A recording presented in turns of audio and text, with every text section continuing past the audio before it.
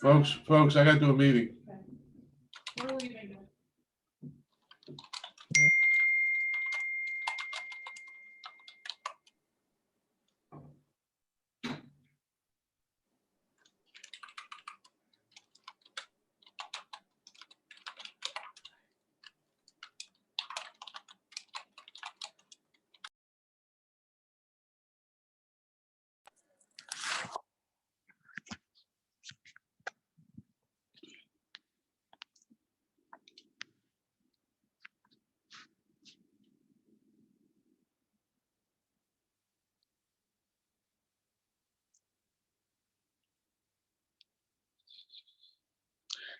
Good evening and welcome everyone to the Education, Youth and Family Committee meeting.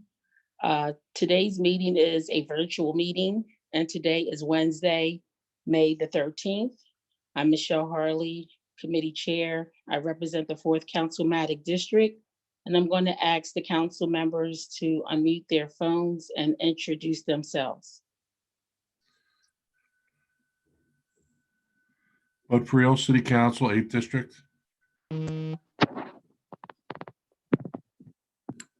Yolanda McCoy, City Council, 6th District.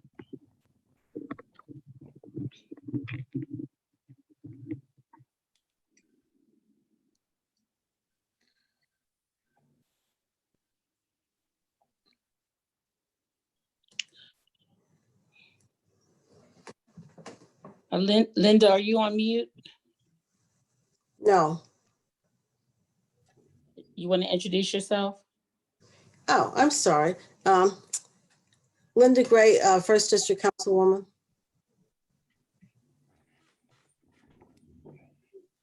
Okay, I think that's all the council members that we have on the line on tonight. So we have at least one agenda item change for tonight, and that is going to be item number 2 on our agenda.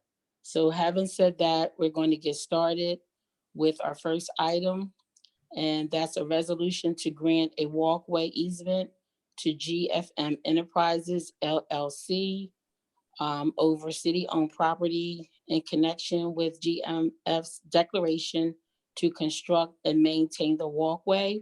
So who's on the call to speak to this resolution? Chairperson Harley, I'm going to speak to this. This is Bud Friel. Okay, Councilman Friel, thank you. Yeah, this is an agreement between GFM Enterprises and the City of Wilmington Department of Parks and Recreation. GFM is a law firm located on Lovering Avenue, and they have a piece of parkland that's kind of an extension of Rockford Park behind their property. And then that is bounded by Kentmere Parkway. They have a number of folks who they employ that park on Kentmere Parkway and then walk to the building. I don't know if I sent everybody the agreement earlier today, and I don't know if you got to see the picture that's with it. On rainy or messy days, the walk through the grass area can be kind of messy. So what they're asking is for, at their expense, to put a walkway in there, and they will pay to have it installed, and they will also pay to maintain it. This has been vetted both by the City of Wilmington, who owns the property, and the State of Delaware, who maintains the parkland. And they have both signed off on this agreement. Okay.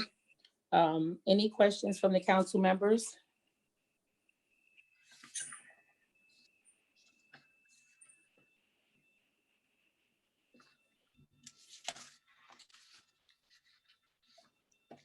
If you have a question, you can just speak up.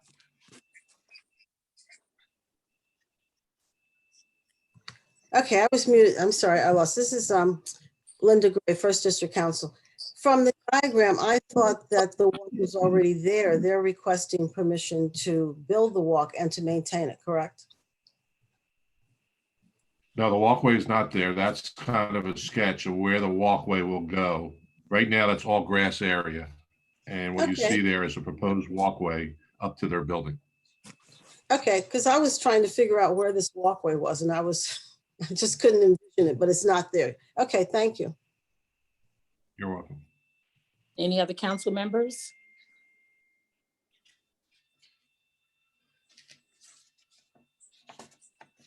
Okay, seeing no other council members, do we have anyone from the public that want to speak to this resolution?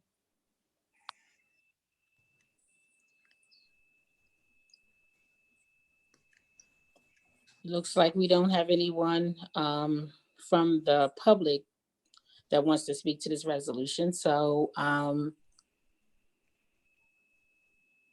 this is a resolution.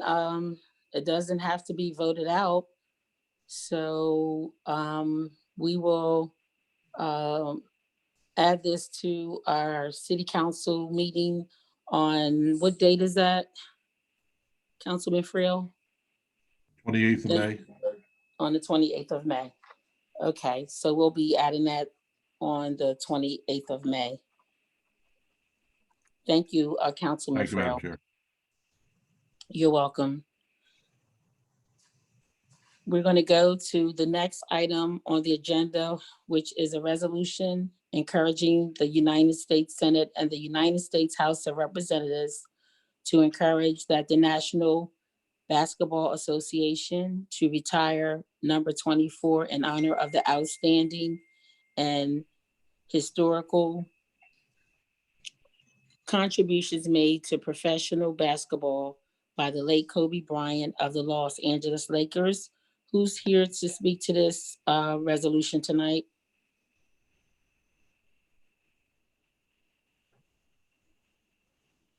If no one, we will move to our presentations. And So I go want to say good evening, Chairwoman. I apologize. It's Councilman Chris Johnson here from the Hi, Senate. Councilman. How you doing? Good evening. Sorry, I just got off another meeting. Oh, that's okay. Okay, so we're getting ready to go into our presentations. So our first presentation is of the RodneyStreet. Who's here to speak to this presentation? How you doing? This is Matt Johnson, Executive Director of RodneyStreet. Welcome. Thank you. I'll be doing some of the speaking, but my education coordinator and my communications coordinator will be doing most of the heavy lifting. But anyway, my name is Matt Johnson. I'm the Executive Director of RodneyStreet Tennis and Tutoring. We're an organization that expands throughout the city. We provide tennis instruction, early tennis instruction. We go into schools. We go into community-based organizations. We provide supplemental tutoring and educational programs throughout the city. So I just wanted to come on and speak to you all to let you know what we do, because I'm new to the organization. I've been executive director since January. And my plan was to meet everyone and send letters and talk to everyone and really introduce RodneyStreet. And, you know, my whole plan was smashed out by COVID-19. So I've been on the job for a month and a half prior to us dealing with COVID-19. So it's very nice to meet you all. What I'm going to do is I want to turn this over to, some of the things that we do is, you know, we're important to team dynamics, education. We build a safe learning environment. You know, as with kids, we do positive adult influence. So our main focus is utilizing tennis to get kids involved in an alternative sport. Sport is not just basketball or football or the things that kids are used to, but engaging them in a sport that's competitive, fun, and will open doors for kids of the inner city youth. So in any event, I'm going to pass off to I believe it is Caroline Saddleoff. I think she's first, and she'll go from here. And then Miss Indiana Hill, which is my education coordinator, she'll go on, and then I'll sum it up at the end. Okay, thank you. Welcome. Everyone, my name is Caroline. I've been with RodneyStreet. I do communications.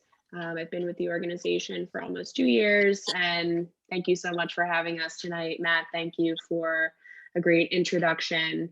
As you can see here on the current slide, many of these things are you would assume from regular neighborhood programming, but we hope that after today you'll understand what makes RodneyStreet unique, and why we're a niche organization based on our programming. So with that, we can, I think, move to the next slide. Thank you. So a breakout of our program model. Most of our resources are used by far in our summer camp. That's really our huge draw. In addition to our 8-week full day summer camp, we also offer after school programs in the fall and spring 3 times a week. And through those 2 different hours of programming, our instructors identify usually about 20 kids per year who demonstrate really advanced skill in tennis. And those kids get to be part of our all-star program, which happens during the winter. This past year, we used Hockessin indoor tennis facility to house that program, which happens once a week. But during the school year, we also do a lot of school outreach and go into schools and connect with tons of kids that way, as you'll see in the next slide. And I'm sure you recognize many of the schools and community partners pictured here. And I don't need to read them all. So if you want to just move on with the slides. Great. So this past school year, program year, we reached over 1,800 kids through school outreach alone, and 95% of that programming was free. And this is kind of self-explanatory for neighborhood programming, but again, we believe that tennis and education is really where we shine the brightest, in addition to all of these extra things that we provide.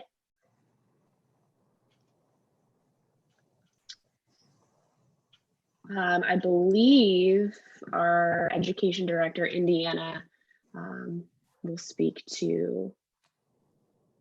Hi, I'm Indiana Hill. I'm the Director of Education at RodneyStreet. I am also the STEAM teacher, so that stands for Science, Technology, Engineering, Art, and Math. I'm really excited to be doing online virtual classes with the students right now. I would like to cover some of the things that we did last summer when things were a little bit more normal. So some of the benefits that our under-resourced communities get is the use of interactive technology. So all our students get to have hands-on experience with iPads and different apps and learning tools. We go on field trips once a week and swimming once a week. There's mentorship and a sense of community, and vehicles for both academic and athletic scholarship opportunities for our students and parents. You can go to the next slide.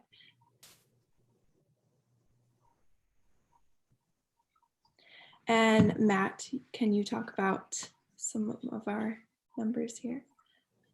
Okay.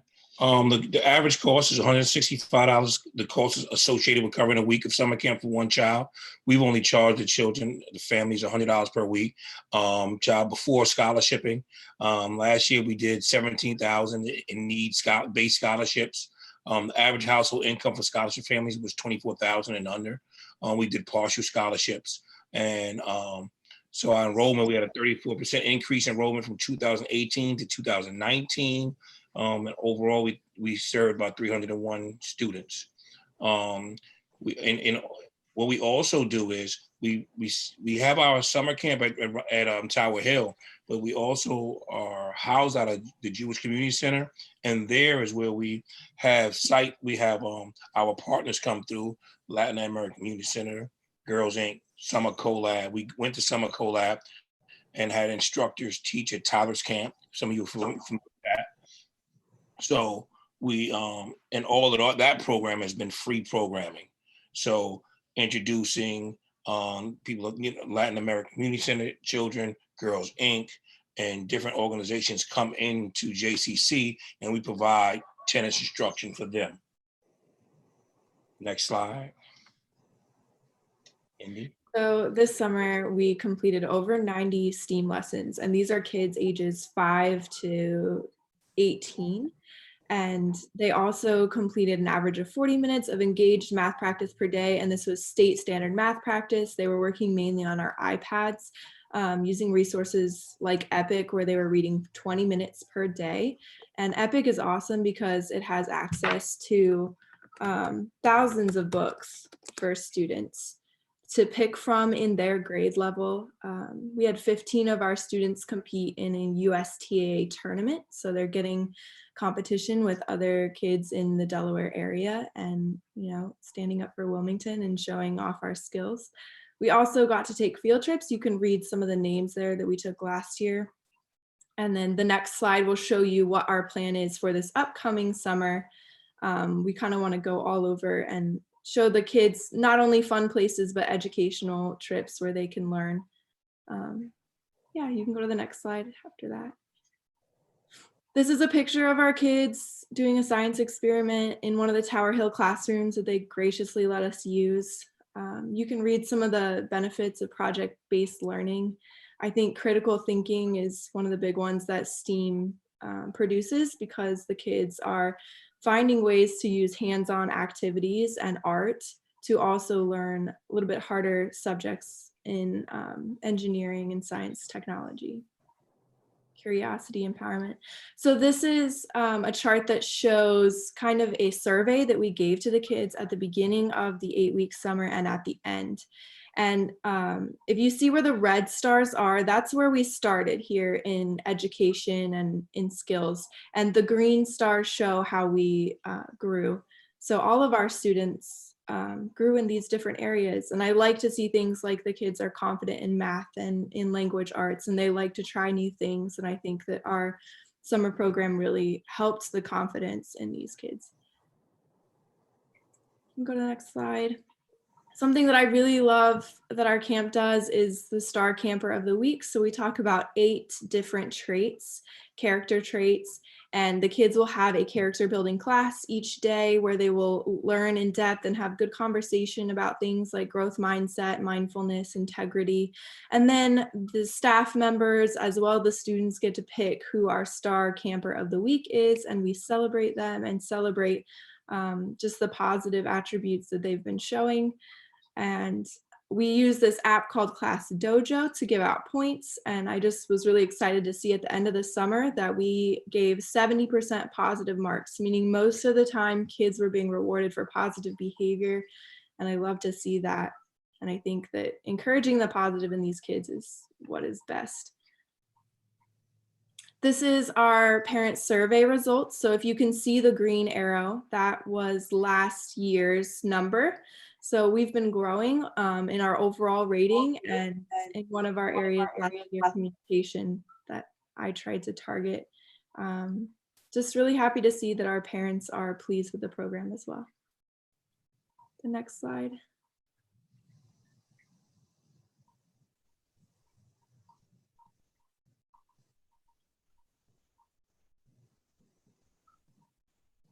I think that's it. I think that's all we have prepared. Okay. Yeah, so I just wanted to talk a little bit more. That was all last summer. Since then, we had an awesome winter program.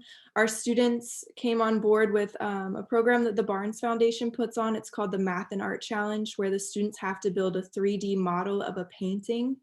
And they did so well. Out of 30 schools in the Philadelphia area, our program, little program, took first place in 3rd through 5th grade for the best math concept and as well as the best design. So I was super proud of them in that.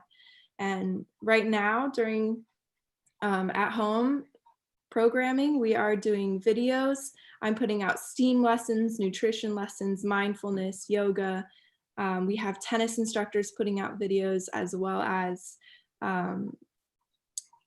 exercise, just general fitness. And it's been good to see, you know, the kids are sending in photos of how they're doing this at home and just trying to stay connected during this time.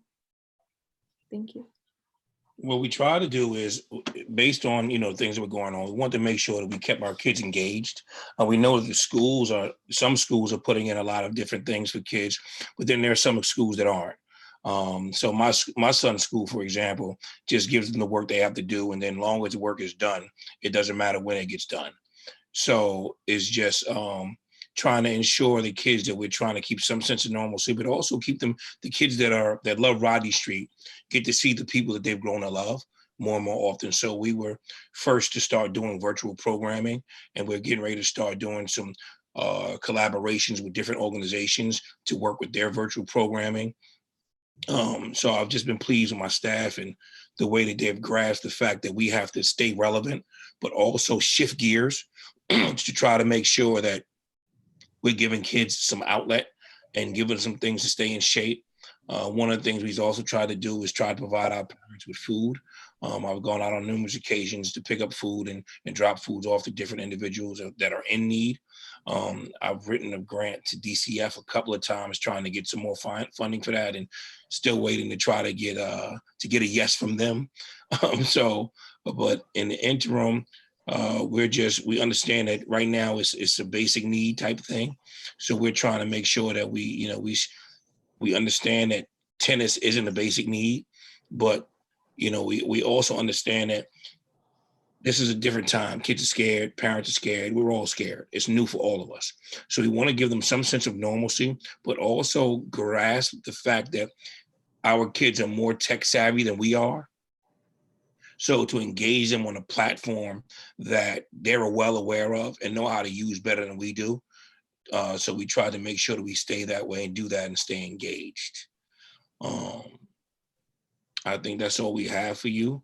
But what we will be doing is we will be sending some letters out to each and every one of the council people to talk to them, to further introduce and to for further information. But if anyone have any questions, please shoot.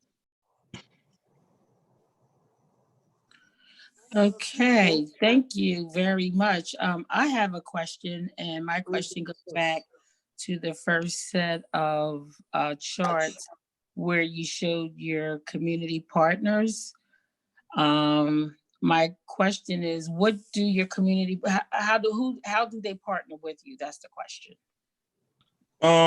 Well, we do outreach with community partners. I mean, I was the director of youth programming for Hilltop Lutheran Neighborhood Center. So I've been working in the community for, about 7-8 years. Prior to that, I worked at the Boys and Girls Club on Route 40. So I really created a lot of partnerships. And unfortunately, I wasn't able to bring all of that to fruition because of this. But prior to that, the organization had built partnerships with Parks and Rec, also with the schools. So we have someone go out and reach out to the schools, reach out to the teachers, and that's how we build those partnerships. And then we go into the schools, or we build it, come into community organizations and offer free services. And that's how we build those partnerships. Sometimes that looks like taking over a school's PE class for a week and seeing all of the students and letting them get to experience tennis in kind of a safe environment. Okay, because usually when I hear the word partner, I think about, both parties contributing something. So I was just curious as to when you say they partner with you, what is their contribution as a partner? Well, it's the partnership is just us being able to provide programming for the youth and the students that they have. Mm-hmm. And what the partnership has been. And we partnership with schools. In this upcoming year, we are partnering with with Athletic Alliance, we're partnering with the Teen Warehouse. So there are different other partnerships that we'll be working with Tyler's Camp in order to, provide as a gateway to positive interaction and alternative sports. Our kids get so caught up, inner city kids get caught up in two sports. And we needed to change that dynamic and let them understand that the world is bigger than that. And there are opportunities and bigger opportunities when you involve yourself in a sport that generally inner city kids don't play. Understood. Thank you. Councilmember Gray? Thank you. My question is this the same organization that used to give Rodney Street tennis tournament every year as a fundraiser? Yes. Yes. Years ago. You said you've just been there for a short time period. I'm talking about, sorry, 10, 20 years ago. It's the same organization. Okay, thank you. Mhm. Well, congratulations on the work you're doing. Thank you. Thank you. Any other council members? Councilman Turner? Thank you, thank you, Madam Chair. I just want to also be recognized. I don't think I was in when you were making the announcements. Oh, okay, no problem. And just wanted to say thank you. I caught the presentation, and I definitely heard the answer to the question about Rodney. I think the Rodney Square tennis on the square. I think Councilwoman Gray was talking about.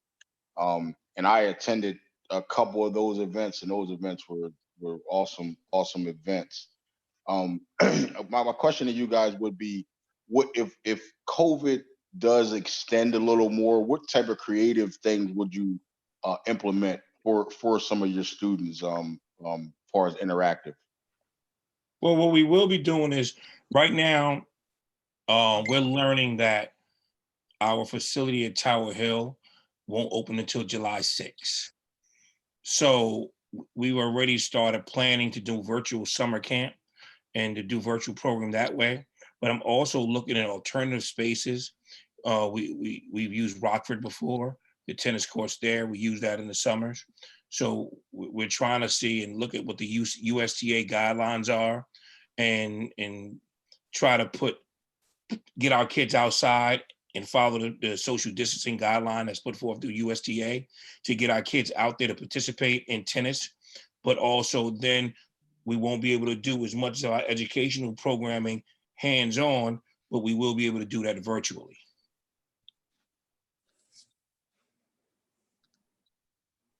Okay. Another question. Are you, okay, you've finished, Councilman Turner? Yes, thank you. You're welcome. Matthew, so what does your budget look like each year? Well, our budget this past year was budgeted, we had 485,000 budgeted for the year.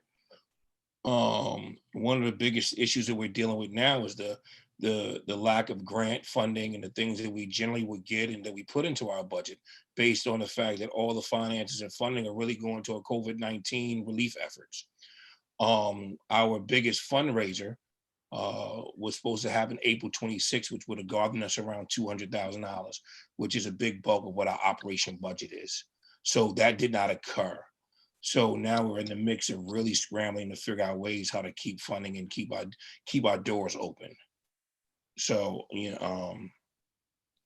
but that's answer to your question. We generally 485,000 to 500,000 gets us to keep doing the programs that we were doing.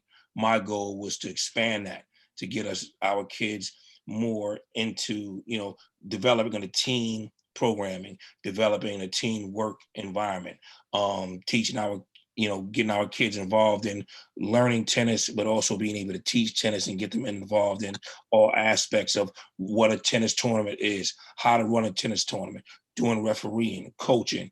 And those were the goals we had set prior to this happening, which would definitely raise what our funding needs are.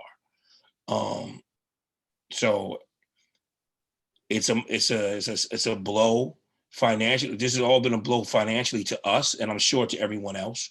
But you know, like right now, majority of the funding is going to United Way, DCF, and all those different places that disseminate funding really based on basic needs.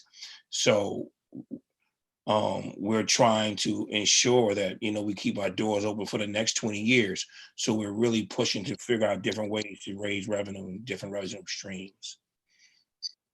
Understood. And my last question is, so would you say most of those dollars go towards operation or programming? 90% of our budget goes towards programming, not operations. We don't, well, let's say about 70% between salaries and programming. That's generally what majority of our funding goes to. We have low overhead because we rent out a space at JCC. So we don't have a high overhead where we have to pay rent, lights, gas, all those different things. So that's low. Majority of our funding goes straight to programming. Okay. Thank you. Any other questions from the council members? Yes, Madam Chair. Go ahead, Councilman Turner. Yes, we spoke about the budget. Is there a request in front of us? Is there an ask? No, Is there a funding request? not at this time. No, not at this time. I did have a budget put together, and you know, so what I will do is I will be reaching out individually to each council person with that budget and with that ask. Do you have an idea? Do you have an idea what your ask would be in full? Overall, you know, we're looking to try to get about between, you know, $40,000 somewhere in there, but we understand the constraints and what that would be. So we're really just trying to get anything that can help our programming, because I understand the constraints of council and what each individual can give. But we're just trying to see, you know, get the best, you know, as much as we can as an organization to sustain what we're doing.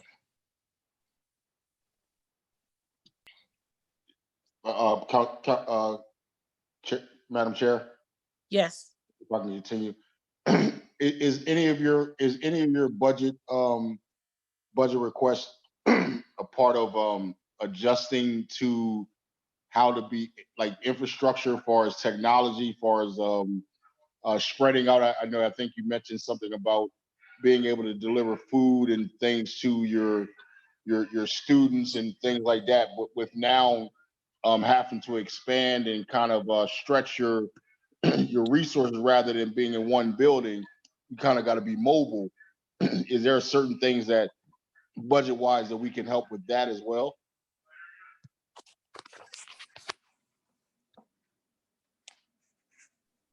Was that question directed to me? Yes. Okay, yes. Or anybody Yes, part of the yes. program. I mean, like right now, you know,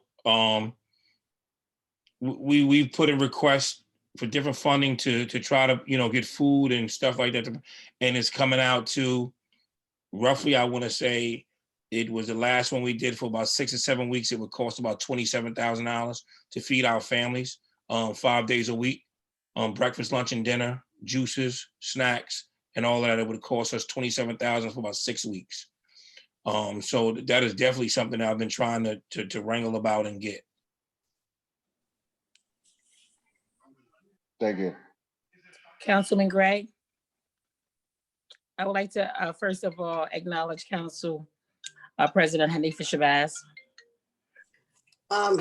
Matthew, I think, can I be heard? Yes, I was just going to say, since Councilman Turner brought it up about funding and trying to secure money, have you looked into any of the grants or money being given out for COVID? I don't know if your program has been heard or is going to adapt itself to try to mitigate some of this problems of COVID with your students and with your program. Well, we've done that. You know, right now, the biggest funder right now that's giving out money, besides getting the PPP loans, which only pays for staffing. It doesn't pay for anything else for the most part. It pays for the staffing and a little bit of overhead. So It doesn't, if I went out and tried to utilize the funding to do programming and support programming, I would still have to pay that money back. So that money doesn't cover that. So I put out grants to There's DC. more COVID money coming out, so if you just be aware, some of it might fit, like you're delivering meals to people, I guess, who cannot, what do we call it? Food challenge, meal challenge? Well, that would come under COVID. I mean, I don't know where you're getting that money for to provide. But no, I've like I said, I've put that grant to a couple of places, and primarily DCF has been the major player when it comes to trying to get that kind of funding right now. I put it out to their USTA. I put out to multiple places, and currently I haven't received any. I've been turned down at least 6 or 7 times. Well, I think Councilman Turner was trying to encourage you to approach us as soon as possible with these needs. Well, and that's by all means what I would, right after this call today, you all receive an email with that particular program and the budget expressing what that would take. Okay, thank you. Thank you very much. Thank you. Councilman Turner? Thank you, Madam Chair. Yes, just to piggyback off of what Councilwoman Gray is talking about as far as COVID. Council Chair, I don't know if you can answer this, or maybe Madam President, or also Chris Johnson, but I don't know how the funding is working with this the COVID working group, but I know that they were talking about reimbursements being reimbursed to us over funds that we exhaust on COVID related issues. Would that also extend to if we help agencies to reach out on COVID issues, or is it a way that we can kind of offset the in-kind donation funding from this organization to kind of bridge that gap? We don't have to come up with that answer now, but I just want to see if there is a connection that we can kind of bridge that if organizations like this are using their own funding for COVID budget lines, and if we have a way of partnering with them to kind of alleviate that, I think that could be a win. So my question is this: when does your program start? Has it even started? Well, my program has been ongoing, and I have I'm sorry. Go ahead. Program is ongoing, and for the past couple of weeks, at least 3 or 4 times, I've had to, I've paid out of our budget, and then I've also, with the help of Councilman Vash, have been able to come and go to different places to get food and take it to my constituents, to my program constituents. So our program has been ongoing, and whenever I can, or whatever family is in need, we try to make sure that we help them out. The reason I asked that question was because with this stay-at-home order and everything being shut down, I was just wondering, like, what kind of program would you have going on at this time? And I do know that the city of Wilmington has been providing meals. And have you reached out to our Department of Parks and Recreation to see if they could be supportive in any way? Well, a lot of there are places where people can go get food, but a lot of times there are people that can't get there. They don't have transportation. The bus transportation is running on crazy schedules. They can only get on a bus. They're on half of a bus, or they're scared to come outside, period. Or they have elderly parents, or sickly individuals in the home, and they don't want to bring it back to them. Or when you go to the food bank or different places, the line is 2 or 3 hours long, and then by the time you get there, the food is gone.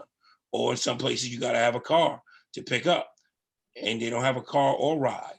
So I've been just trying to take care of those individuals that have those type of problems and try to alleviate that. Okay, well, I will be sending you a list of about 7 places where you can get free food every day. And like I said, with all of the institutions being shut down, I was just curious, like, what have you been doing? You said you've been doing it for 2 or 3 weeks. What kind of program have you been providing? Our programming has been virtual. All of our Okay. programs have been virtual. So Okay. our structures have been virtual. Our STEAM Mhm. lessons have been virtual. All of the things that we've been doing has been virtual. Okay. Okay. Which definitely helps on your budget right there. Right. Uh, It does. that helps. And then again, in support of, this whole food cost that you're having, please take advantage of these organizations that are out here every single day providing food. So again, like I said, I'll make sure I send you a list of those places, because right now there's so many organizations providing free food. So I'll be willing to send that to you. Councilman Johnson. Yes, so I thank you very much, Director Johnson, for everything that you're doing. Just to kind of, as a member of the COVID working group, the citywide group, it is, I think it is important, that we have services like you, in keeping up to date with what you're doing. Right now, as a city, we are working to get those unrestricted dollars, because right now, in terms of funds through FEMA, those only directly reimbursable funds, more direct line expenses. So, our group would continue to liaison with your organization and many others in the city. And especially when it comes to STEAM education, I guess my question is just directly for you, Director, is what is your participation rate or sign up now? What's it like now? Are you at near capacity, or are you like at half your capacity? Well, right now, our summer camp, we're registered for 49 kids for summer camp. Our goal, last year, I believe we had about 80 participants somewhere. Well, no, I think between 60 and 80. Our goal this year was between 80 to 90 kids. That's what our goal was. With this, right now we only have 48 kids that have registered to this point. So it's lower, but the bad part is low, but the good part is that it's lower, and that puts us in a situation where we will be within guidelines to do social distancing programming, which gives us that free will, that way to be able to give the kids that already registered the kind of program they can get with following safe guidelines. Okay, and this may just sound like an off question, me being a sports enthusiast. Is it possible to social distance while playing tennis, playing with gloves or PPE? Is that possible? Well, I think that when you look at tennis, you look at generally everybody's 6 feet apart regardless. So Yeah. so the biggest thing is, younger children, and, ensuring that with our instructors have to get close to them, they have masks on, and things of that nature. And to ensure that the same way we would teach a 5 to 8-year-old is not the same way we can do it now. 8 and up, you can give verbal instruction more so than doing any kind of physical mimicking. So I'm getting a lot of instruction from the USTA and National Juniors Tennis League as they build out what that social distancing norm will be for tennis. Okay. Thank you very much. And I wish you luck with that. Thank you. Thank you. Yeah, thank you. Do we have any questions from the public? Okay, well, seeing none, thank you very much for your presentation and even making us aware of the comprehensive programs and activities that are going on. I've been knowing about the RodneyStreet tennis program for many, many years. I never knew that you had tutorial included in that program. So thanks a lot for sharing. Okay. I appreciate you all. We thank you. Thank you for hearing us and and learning about us and asking questions. I will be forwarding some letters to each of you, and also some budget information as well. And, you know, whichever direction you can point us to, whatever help that you can give us assistance with, we'll appreciate that very much. You're welcome. Thank you. Thank you. Thank you. Okay, Councilman Turner, let's see, we have the Lit Community Book Club. Who do we have here to speak to that presentation? You're asking me? Sierra. No, excuse Okay. me, Sierra. Okay. I forgot we had another presentation. I was about to ask Okay. you a question, Okay. so sorry All about right, that. thank you. All right, thank you. You're welcome. I'm sorry, Sierra. I'm here. Okay, go ahead. You can share your information. All right, perfect. So first, I just want to thank you all for allowing the opportunity for me to present It's Lit Community Book Club. Just a little bit about myself. I am currently a program analyst with A3 Technology. We're stationed out of New Jersey. I'm also a student pursuing my master's in systems engineering at Drexel University. I guess more relevant, I am a native of Wilmington with a passion in educational equity and just making sure that we're showing up for, you know, our families and students and community. So we're here on the next slide. So it'll be a pretty brief but concise presentation. I'll go into how we started, what the mission is, and then some programming that we're doing currently amid COVID-19. So It's Lit Community Book Club began as a collaboration between the Wilmington Library, Power Book Club, which was a personal passion of mine, and Kavi Wellness through a certified yogi and through the local community. Our focus area is on 3 different tenets: literacy, wellness, and community. You can go to the next slide. So the mission of It's Lit is pretty much to provide a sense of community among our different participants, where we express a higher sense of self through affirmation, confirmation, wellness practicing, and exposing the community to diverse authors, different backgrounds. We want to amplify different voices through reading monthly with different topics, and then having conversation and programming about, you know, what we're reading in the appropriate space, which was the Wilmington Library. So the first tenet is literacy. So we understand that literacy development is needed. I think that in order to have normal conversation, to really be able to express your thoughts, that you have to, you know, be able to read, no matter at what level that looks like, as long as it's the appropriate level. It's a way of expression, and it helps in interpreting different perspectives, opinions, and conversation. You can go to the next slide. Our second tenet is wellness. So we pretty much use yoga principles and teachings to cultivate a sense of community, holistic wellness in eating, and mindfulness and conversation, and physical fitness to encourage our members to live a healthy lifestyle.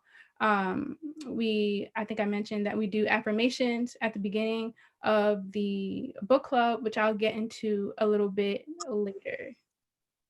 Go to the next slide. And then probably most importantly is community. So the Wilmington Library provides a public space where people are connected. Community is built through different programming, even outside of It's Lit. And it helps to transform the lives of people. I know personally I've had reading be an intimate space for me and personal issues that I've had in the past and different things like that. So the library is there as a physical, but also mental and spiritual infrastructure to provide the space for us to have group discussion, practice affirmation, encourage Socratic thinking and teaching, and also be a safe space for our book club. So some programming that we're doing now is with the Teen Warehouse, and then looking to partner with Golf First and Delaware Futures. So as far as the virtual programming now with the warehouse, we are doing a poetry series because the idea with the book club is to read a book, to come in and discuss the book, but we understand that COVID-19 has put some limitations on physically meeting with each other, but also for the students, they read all day, they're doing their homework all day. So we wanted to come up with innovative and different ways to keep them engaged. So we're doing a poetry series, which we hope will lead up to a community open mic night with the Teen Warehouse. Specifically, it's for teens by teens. So I'm working with them and designing what that open mic night will look like. With Delaware Futures, I have a relationship with the founder of Golf First, and we are looking to continue some conversation with them. Another organization not mentioned here is Network Connect, and I've recently been in conversation with their girls on what the book club would look like for them, as well as My Sister's Keeper. I'll be doing some programming with them this weekend as far as It's Lit. So just continuing to figure out different ways that we can show up for community, show up for our teens especially, and making sure that they're still engaged and that they're still learning during this time. You can go to the next slide. So this is what a typical meeting looks like. We meet the second and fourth Tuesday of the month. We were meeting in the Wilmington Public Library, but of course now we've migrated over to Zoom. The way it did look in the library, because we had a teen club and also an adult club, we'd read a book on a particular theme. The teens would read one book and the adult club would read another. So our first theme, which was in March, was criminal justice. So the adult club read The New Jim Crow, and the teen club, we only had one participant, read Monster. And so for half the session, it was to read and discuss in context about or content what the book was about. And in the second half, the intent was to come together and talk about context. What does criminal justice mean to you? What does policing mean to you? How do you feel about the state of police and community in Wilmington? We didn't get to do that. So instead, we had a virtual program. We decided to group watch 13th documentary, and we were able to have some discussion there. In addition to the discussion, we have group affirmation, just staying true and on brand to what we want It's Lit Community Book Club to bring and to feel like for our participants. So that's the last slide. I like to leave you all with readers are leaders and knowledge is power, and that's something that we really want to continue to pass on, impart on our participants, making sure that It's Lit continues to bring something to them. So really quickly, I think I did have another set of slides just to show you what the virtual programming looked like for the Teen Warehouse. If it's not there, that's okay. I don't see it coming up.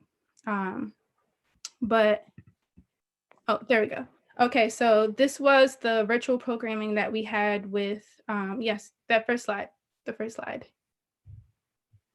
This was the virtual programming that we had with the Teen Warehouse that I'm looking to continue with My Sister's Keeper this weekend. So it's lit, and the program was Talk Wordy to Me, play on words. You can go to the next slide.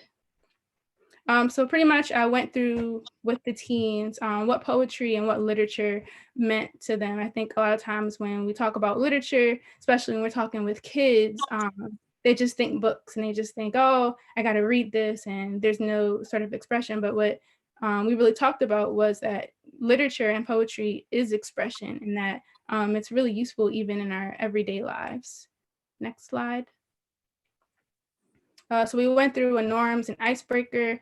One of the things that we really wanted to influence is that this is a difficult time, but we're going to have to adjust with Zoom and with virtual programming. So at some point, it might be a normal thing. So encouraging them to show themselves on their cameras, Zoom etiquette, and then we went through an icebreaker just to get them warmed up, understanding that Zoom is a new thing and that even sometimes as adults, we feel a little nervous about turning our camera screens on. So that was good. Go to the next slide. We then went into some affirmations.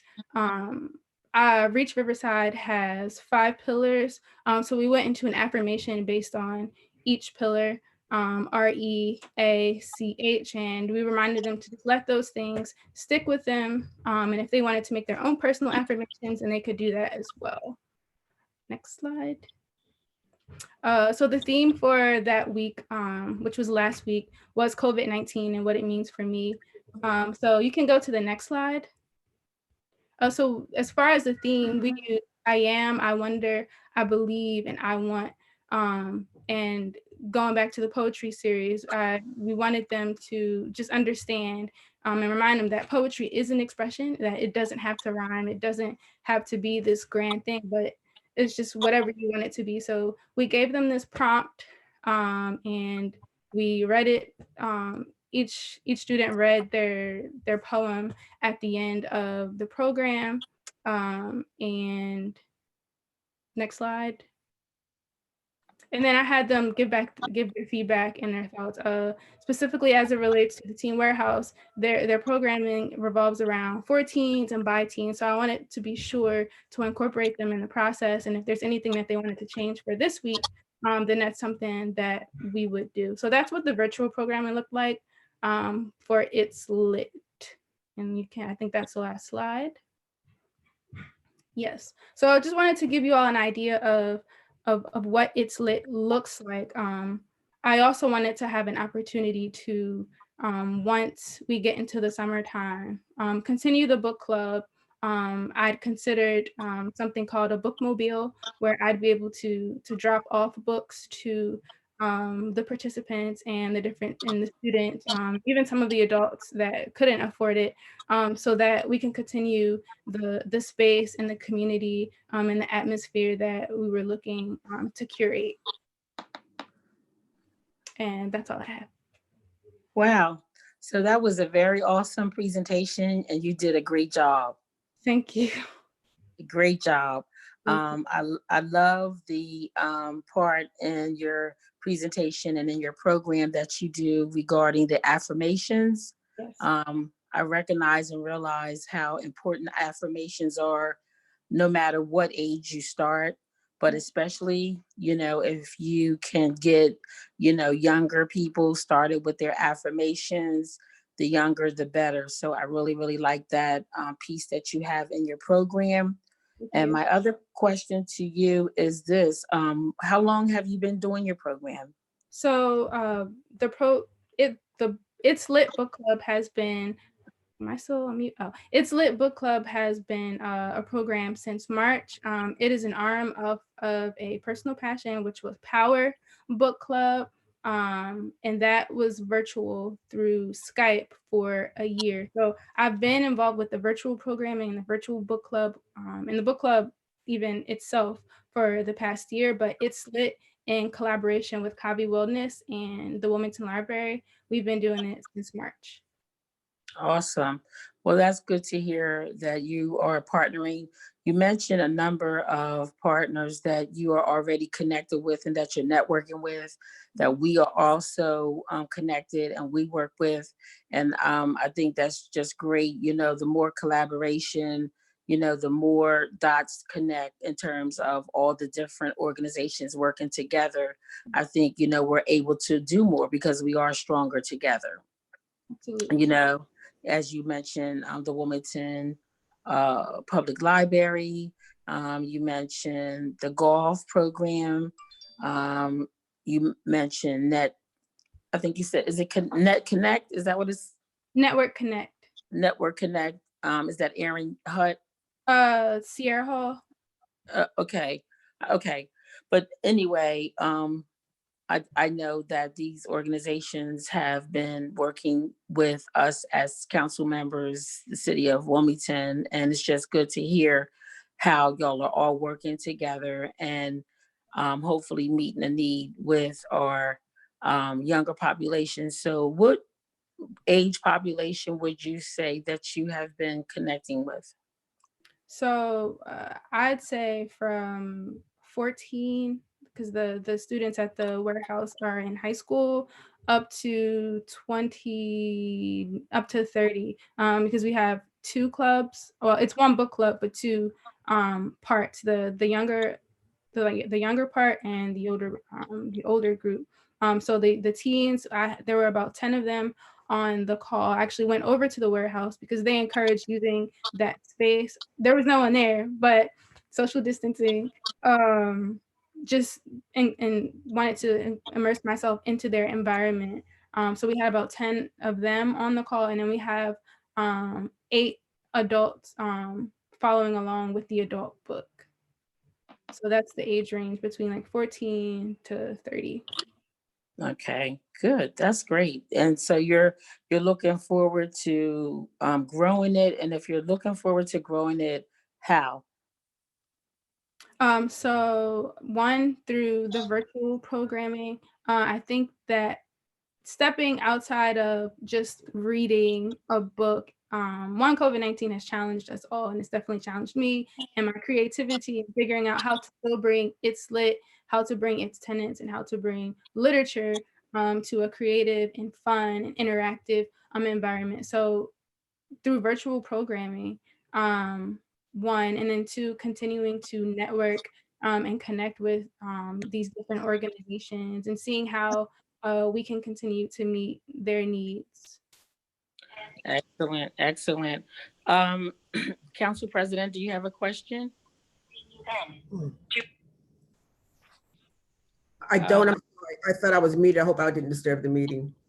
Oh, no, you didn't. I just seen your name pop up out of nowhere. Okay. Well, I would just like to acknowledge that this is a very good program, and I'm glad that the way it's presented in the way that our young people communicate and is appealing to them. These are the kind of programs that we definitely need more of, and glad to see that you're doing and having such great success with it. Awesome, thank you. Any other council members? Any questions from any of our other council members? Do we have any questions from the public? Okay, well, seeing none, again, Sierra, you did an excellent job.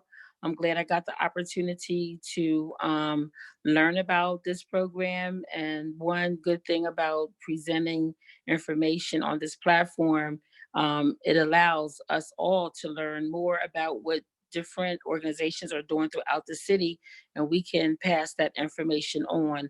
So how can people get in touch with you? You may want to just share that before you leave. Yes. So on Facebook, we are Power Book Club, POWHER. We're also on Instagram at Power Book Club, POWHER. And then the email is powerbookclub, I'll say it one more time, POWHER @gmail.com. Awesome. All right. Well, thank you, Sierra, and have a good evening. You as well. Thank you. Okay. So, Councilman Turner, would you like to present your resolution? Thank you, Madam Chair. At this time, I will be just holding. I know we don't vote this out of committee, but this is not COVID related. This is something that we can kind of revisit after we get through this pandemic. So at this time, I'm gonna pull it back.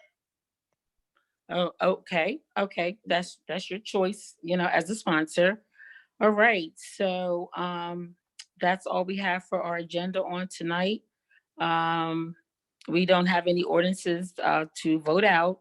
So at this time, I would like to make a motion to adjourn this meeting. So moved. So moved. Second. Thank you, everyone, and have a good night. Take care. Care. Bye-bye.